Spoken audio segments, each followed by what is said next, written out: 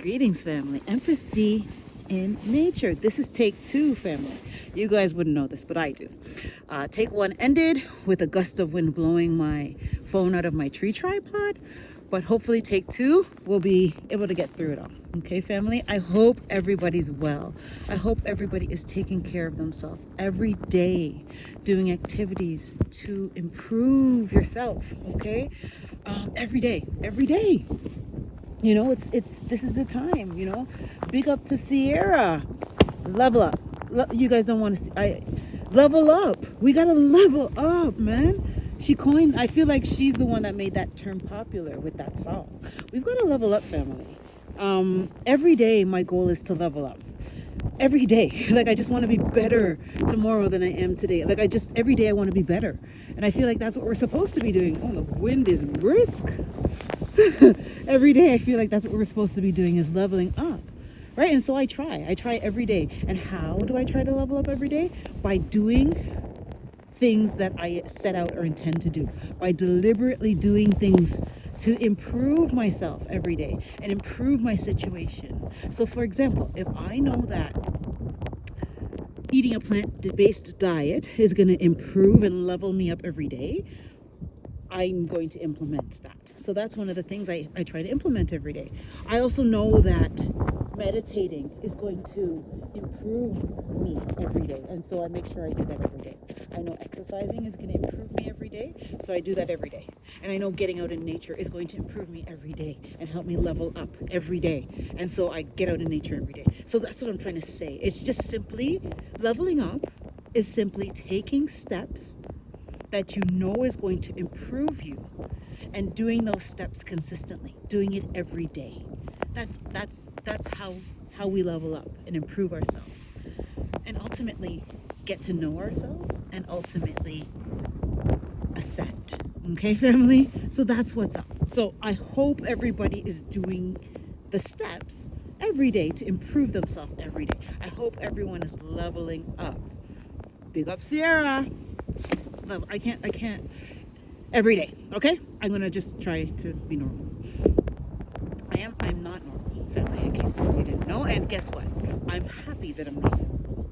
I'm sorry, I'm going off on a bit of a tangent. I had a conversation with somebody yesterday about how I am not normal, and I know I'm not normal. I've always known I'm not normal, but as I've gotten older, I've come to embrace my not normalness, right? My mentor, Ralph Smart, and I will big him up each time what I'm sharing with you comes to mind.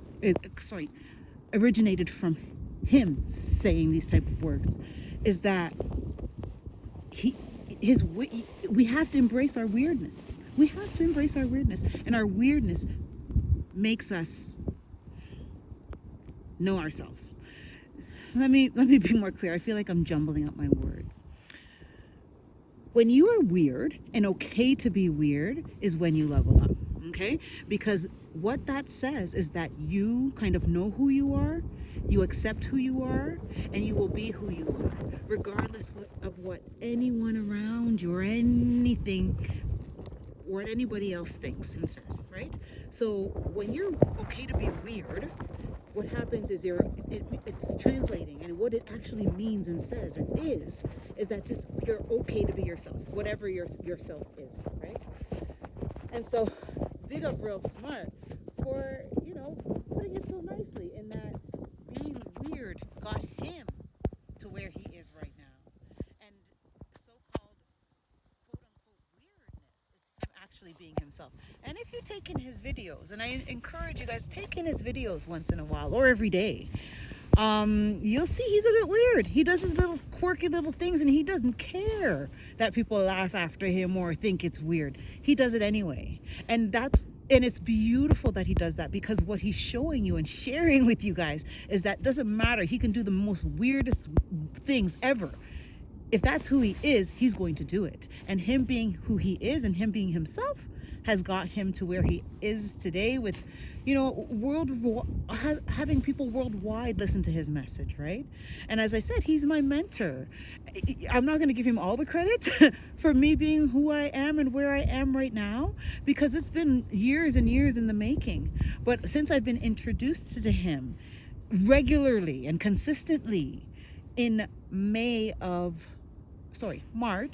2020, I have leveled up quick, fast. Okay, so big up Ralph Smart, and I will always big you up, and I always give reference and make reference to him as my mentor when I'm sharing something with you, family, that comes from his message. Okay, that I got from, or my mind was triggered by a message that he shared. Okay. So I wanted to talk about something specifically today, and I wanted to talk about relationships, family. Now, relationships is a huge topic, but it's just something I wanted to talk about, you know, and I don't want to talk about it in a structured way. I'm just going to share what I think about relationships, and my perception, right, is from all of my exposures to what I know about relationships, right? So as a healthcare professional, I had to study psychology, right? And so I know a little bit about how the mind works. I also have gained a lot of knowledge about how the mind works and how people think through my lived and life experience, as well as through my professional experience, right? So the other little bit of a gift that I have individually as a person, outside of all of my lived experience and education, is a gift from the cosmos, in that I'm able to perceive people's emotions and anticipate how they might feel, which kind of helps me know kind of where they're at in terms of their mindset. And I don't want to say what they're thinking, because I'm not sitting here to claim to know I'm not sitting here claiming to know what people are thinking. But what I'm saying to you is I'm an INFJ, and I can't even tell you what that stands for. Also a Sigma female. It's a personality type. Those are personality types that when I hear those descriptions, it describes exactly who I am, okay? And so I don't even know how we got here, talking about me and my personal personality types, when we were talking on the topic of relationships. But I guess knowing who you are in terms of your personality is important, okay, when you are in a relationship. But I think I remember where my train of thought was coming from, in terms of speaking about me being an INFJ and a Sigma female. People with those types of that type of personality, or those types of personality, are very good at perceiving, okay? That's one of the gifts that we are given. And I was sharing that I have the gift of perceiving things. And so my information that I'm sharing with you is coming from a few different angles, okay? It's coming from the academic angle, where we're looking at relationships, or in terms of psychology. So I have that background, okay? I also have the professional background, where I'm exposed every second of the day to how the mind works, okay? Or relationships from that perspective. And I also have the perspective of my lived experience, which is quite vast, I must say. You know, I'm standing here looking all together right now, but family, I have a story, okay? And when people hear my story and see where I am and who I am right now, they're floored, because it doesn't add up, it doesn't match, right? I've been through a lot, but despite that, I thrive, okay, family? And so what I'm saying to you is I have a bit of credibility in terms of what I'm trying to share with you about what I've learned in relationships, okay? So first off, to me, for a relationship to be healthy, each individual has to have a certain level of health, okay? And I'm not talking about any old relationship, because we know that people can relate in all kinds of toxic ways and stay in that toxicity until the day they pass, right? I'm not talking about just long lasting relationships and just for the for the sake of being together for a long time. That's not what I'm talking about. I'm talking about quality, loving, healthy relationships, right? And so I think I know, and I can share with you from all of the perspectives that I spoke about earlier, how to achieve this, okay? Even though I know I'm not living that existence right now. I don't have that partner by my side at the moment, although I feel it's coming. But although I can't speak to that perspective, I can speak about it from all the other ones that I kind of shared with you. Okay, let's get into it, because we're 10 and a half minutes in and I haven't even gotten into the topic. For a relationship to be healthy and thrive and work, both individuals within that relationship must have a certain level of health and mental health, and healthiness in terms of their mental health and their well-being, right? Now, quite frankly, and we've spoken about this many times, family, is all of us have been exposed to some level of trauma at some point throughout our lives, right?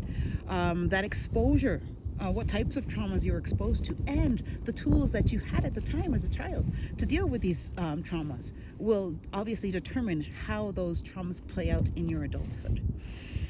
And so childhood traumas affect how healthy we are as individuals coming into a relationship.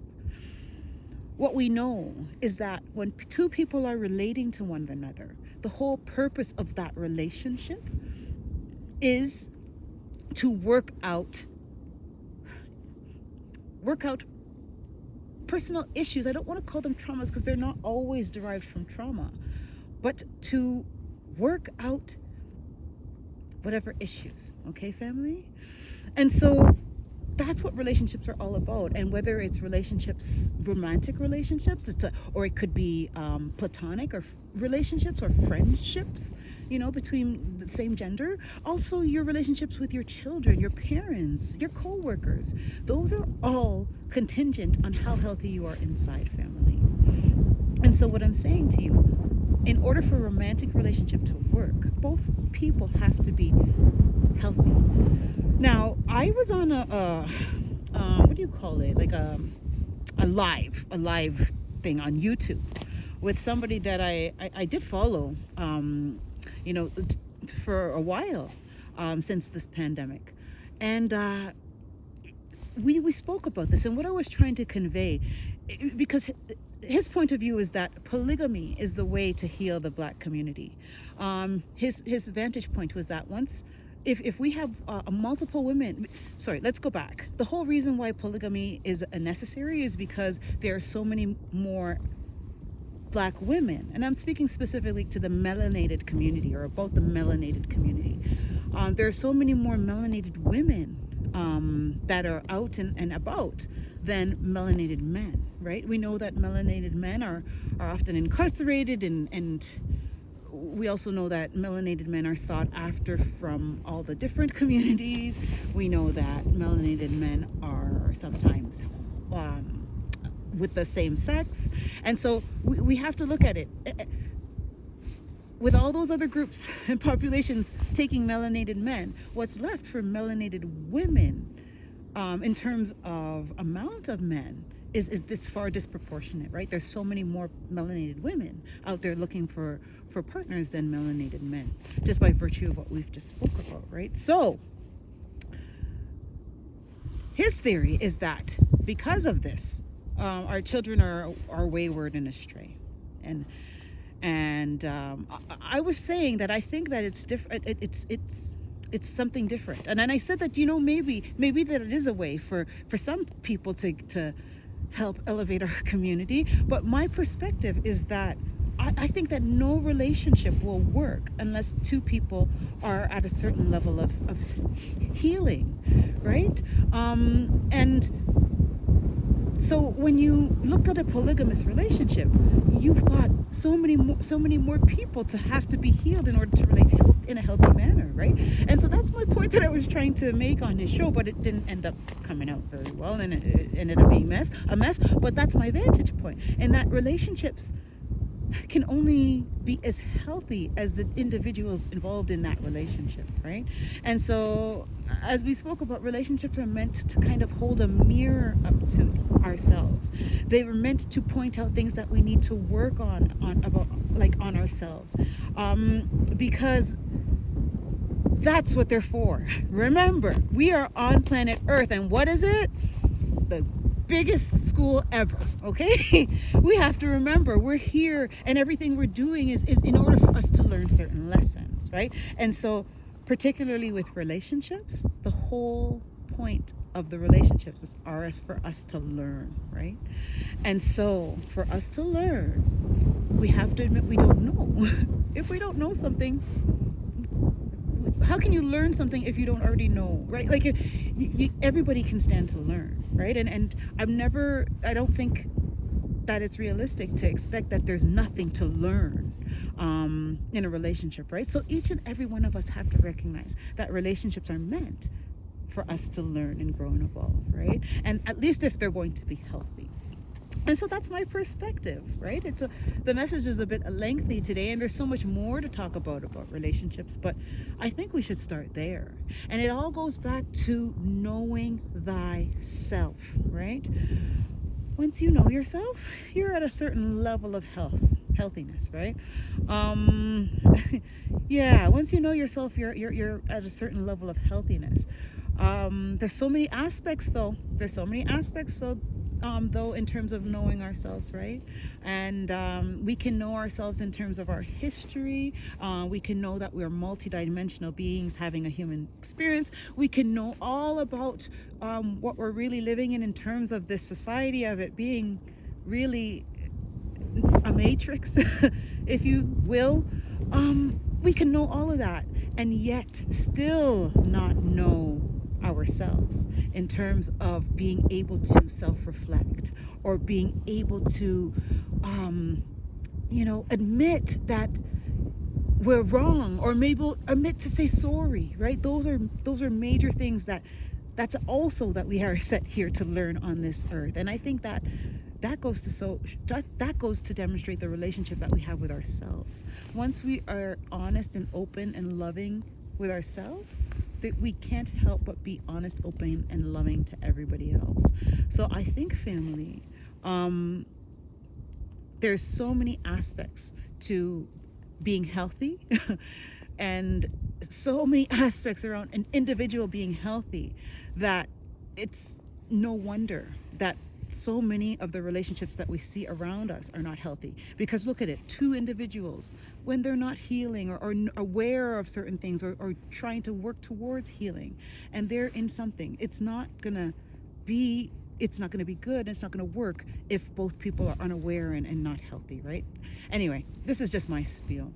And lastly, I just want to say, I think that the state of our relationships, represents the state of our planet, right? It's very, especially in the melanated community, getting along is like next to impossible, and it's so low vibrational, right? It's a lot of jealousy and insecurity and cheating and violence, all the things that go on in our relationships in the melanated community.